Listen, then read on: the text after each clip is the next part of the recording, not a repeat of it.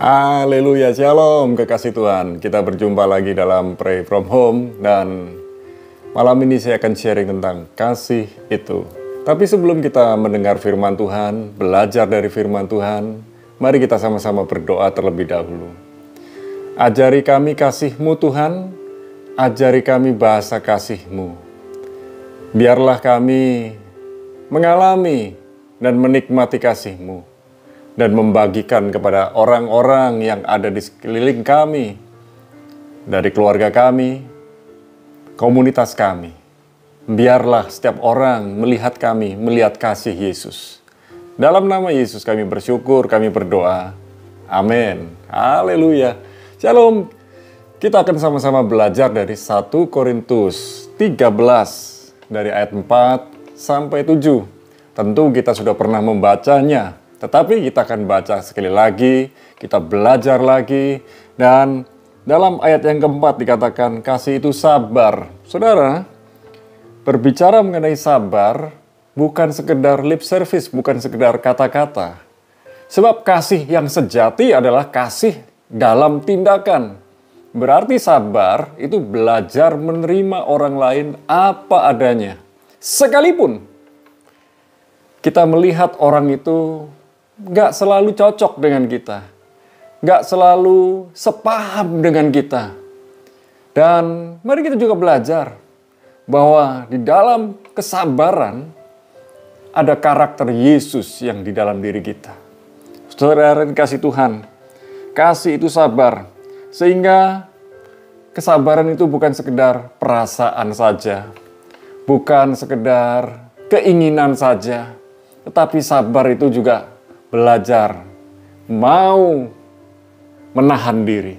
Kekasih Tuhan, kasih itu sabar, kemudian dikatakan berikutnya, kasih itu murah hati. Jadi kalau saudara merasa memiliki kasih, belajarlah untuk murah hati. Tidak pelit, tidak egois, dan peduli dengan orang lain. Kemudian dikatakan, ia tidak cemburu. Ya, banyak orang merayakan di tanggal 14 Februari sebagai Valentine's Day. Wah, berbagi coklat, kemudian berbagi hadiah, lalu mulai tunjukkan foto-fotonya berdua. Tapi saya mau bilang, kalau kita hanya pansos, panjat sosial, supaya orang tahu kita ini, wah, keluarganya rukun, itu sih baik-baik aja. Tapi ada banyak orang bilang salah satu tanda kasih saling mencintai adalah cemburu. Sebaliknya firman Tuhan berkata, kasih itu tidak cemburu. Artinya, kasih itu menaruh percaya. Percaya dengan pasangan kita. Percaya dengan orang yang kita kasihi. Kalau saudara nggak lulus dalam hal ini, saudara belum tinggal dalam kasih. Saudara belum bisa menikmati dan mengalami kasih-Nya Tuhan. Orang yang sudah mengalami kasih-Nya Tuhan, menikmati kasih-Nya Tuhan, mulai belajar. Saya ini dipercaya oleh Tuhan. Saudara bayangkan, Tuhan yang luar biasa mau percaya kita yang biasa. Itu sesuatu yang gak mudah. Kemudian dikatakan, ia tidak memegahkan diri. Apa hal-hal yang saudara punya hari-hari ini? Yang saudara megahkan, yang saudara banggakan. Saya selalu berkata bahwa hidup ini adalah kasih karunia dari Tuhan, anugerah dari Tuhan. Tanpa Tuhan, kita nol.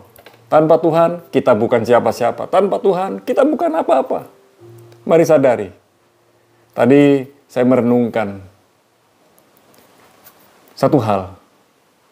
Saya tahu saya lahir dalam keadaan miskin. Waktu nanti saya pulang, saya dalam keadaan kaya. Artinya begini, mengapa saya dibilang saya merasa miskin, dalam keadaan miskin?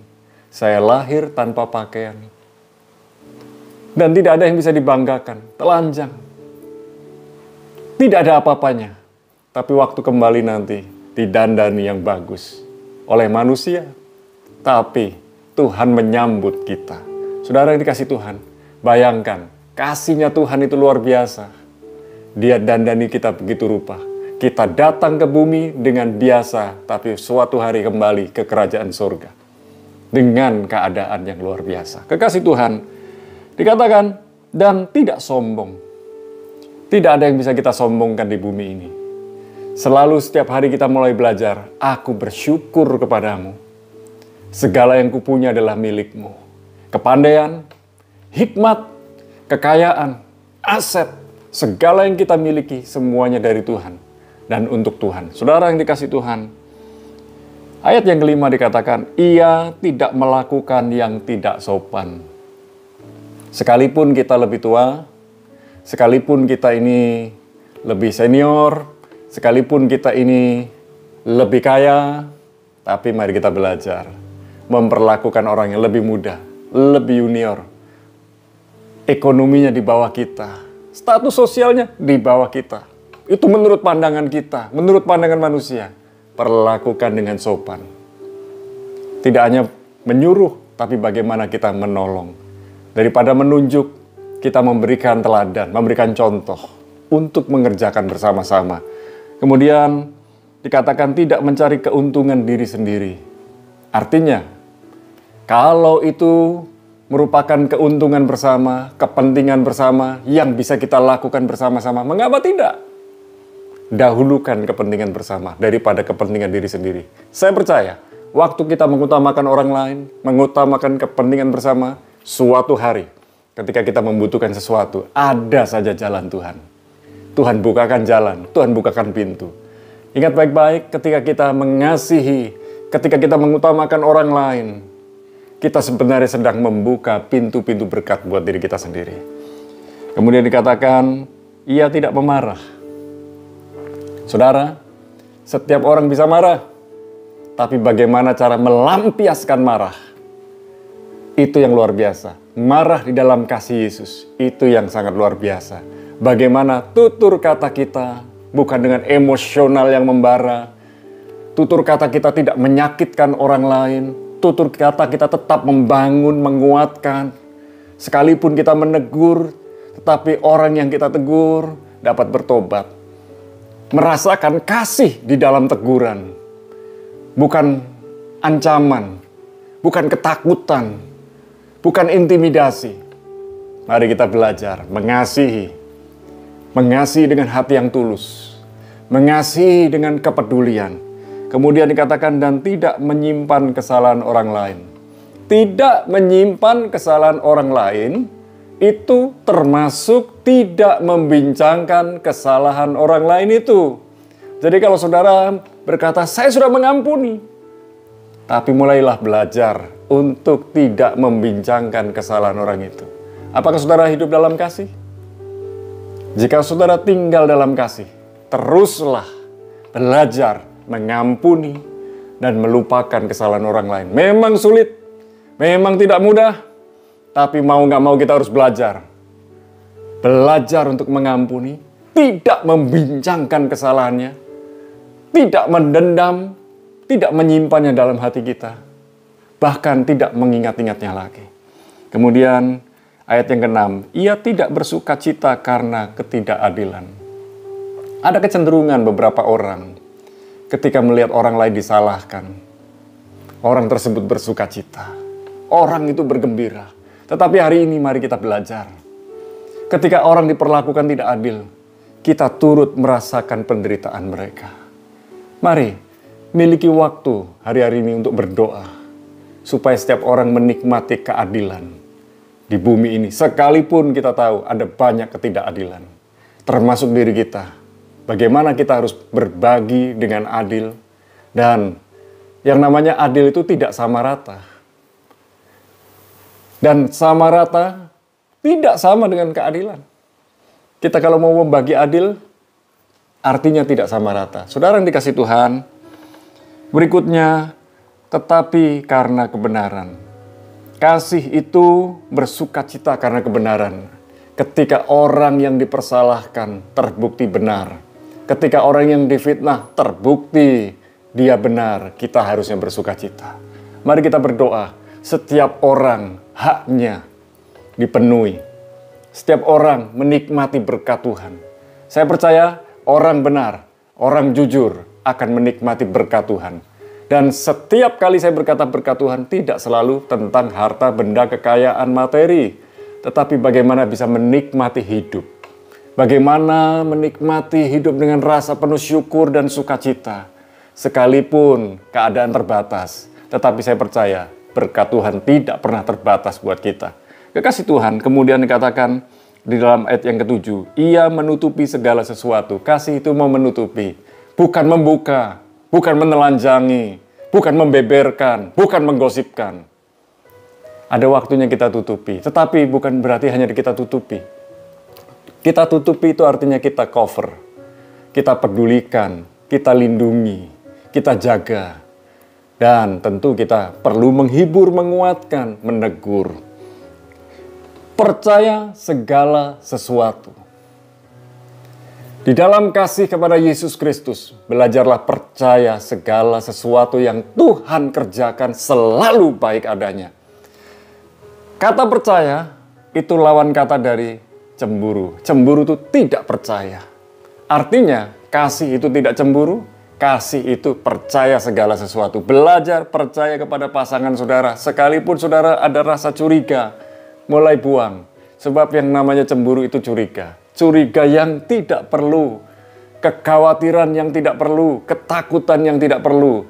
Salah satu ciri penghalang kasih melimpah dalam kehidupan kita adalah kekhawatiran, ketakutan, ketidakpercayaan, kecemburuan. Saudara yang dikasih Tuhan, kasih itu juga mengharapkan segala sesuatu. Harapkan yang terbaik. Sebab pengharapan adalah kekuatan. Pengharapan adalah dasar kehidupan kita. Di dalam Kristus ada pengharapan. Di dalam Kristus ada pengharapan yang kuat. Di dalam Kristus ada pengharapan yang luar biasa. Pengharapan di dalam Tuhan tidak pernah mengecewakan. Dan dikatakan sabar menanggung segala sesuatu. Ada long suffering, tahan menderita. Kasih itu mau berkorban. Kasih itu mau merelakan yang terbaik dari dirinya untuk orang yang dikasihi. Saudara yang dikasihi Tuhan, kalau kita mengasihi Tuhan, kita akan berkorban untuk Tuhan. Bukan berarti Tuhan butuh korban kita, tapi Tuhan mau hati kita. Apa yang kita miliki, apa yang kita punya, apa yang terbaik dari kita berikan kepada Tuhan. Malam ini, mari kita belajar bersama. Berikan yang terbaik buat Tuhan. Nikmati kasihnya Tuhan. Alami kasihnya Tuhan. Bagikan kasih itu kepada orang-orang yang ada sekeliling kita, keluarga kita. Dimulai dari mengasihi Tuhan, kemudian belajar mengasihi diri sendiri dan mengasihi sesama kita. Kita nggak mungkin mengasihi sesama kita tanpa kita bisa mengasihi diri sendiri. Mengasihi diri sendiri bukan mengasihani diri sendiri. Mengasihi diri sendiri artinya bersyukur dengan apa yang sudah Tuhan berikan buat kita. Berterima kasih kepada Tuhan. Malam ini, renungkan 1 Korintus 13 ayat 4-7. Kasih itu, titik. Maukah saudara hidup dalam kasih? Mari kita praktekkan. Dan praktek tentang kasih itu seumur hidup. Mari kita berdoa. Di malam hari ini kami minta, biar kasih-Mu melimpah dalam hidup kami. Ajar kami untuk mengampuni. Ajar kami untuk tidak membincangkan kesalahan orang lain. Ajar kami tidak menggosipkan kesalahan orang lain. Bahkan tidak memfitnah. Tidak berkata-kata yang tidak perlu. Tapi mulai memperkatakan bahasa kasih. Yaitu Kristus yang tinggal dalam diri kami. Kebaikan Tuhan. Kemurahan Tuhan. Kesembuhan yang datang dari Tuhan. Biarlah lewat hidup kami, orang-orang yang berjumpa dengan kami, melihat kasih Kristus. Yang penuh dengan kemurahan, penuh dengan kebaikan, penuh dengan pengampunan, penuh dengan belas kasihan. Biarlah para kekasih Tuhan yang berdoa bersama-sama dengan kami saat ini menikmati kesembuhan. Di dalam kasih ada kesembuhan. Di dalam kasih ada pemulihan. Di dalam kasih ada mujizat. Di dalam kasih ada pertolongan. Di dalam kasih ada pintu-pintu mujizat yang dibuka.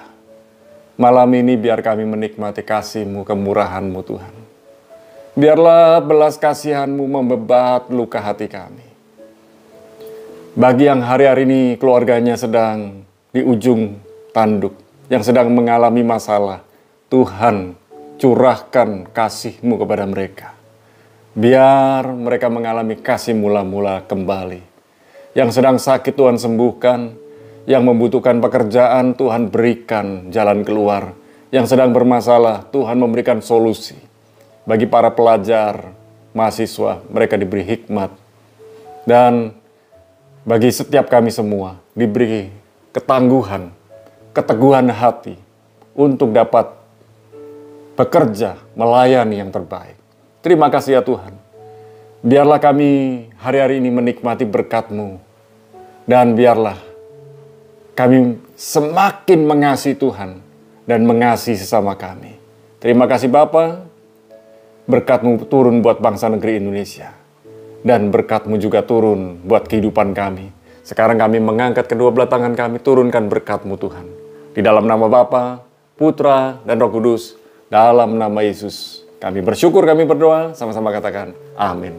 Tetap tinggal dalam kasih, Tuhan Yesus memberkati.